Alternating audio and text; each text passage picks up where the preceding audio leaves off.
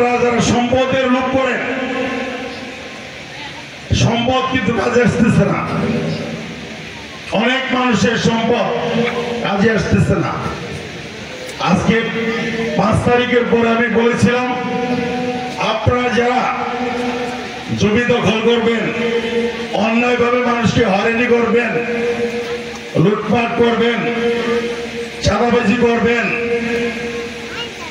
মানুষকে এবং দুর্বৃত্তায়নের মাধ্যমে মানুষকে ক্ষতিগ্রস্ত করবেন, বিশৃঙ্খলা সৃষ্টি করবেন, ওই সমস্ত কর্মী তারেক রহমান এখন চায় না, পছন্দ করে না। আপনাদের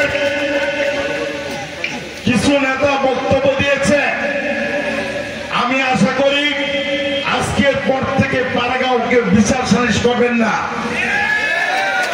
বর্তমানে বিচার সালিশ করার একমাত্র অধিকার রাখে উপজেলা নির্বাহী কর্মকর্তা, যাকে আমরা বলি ইউনো।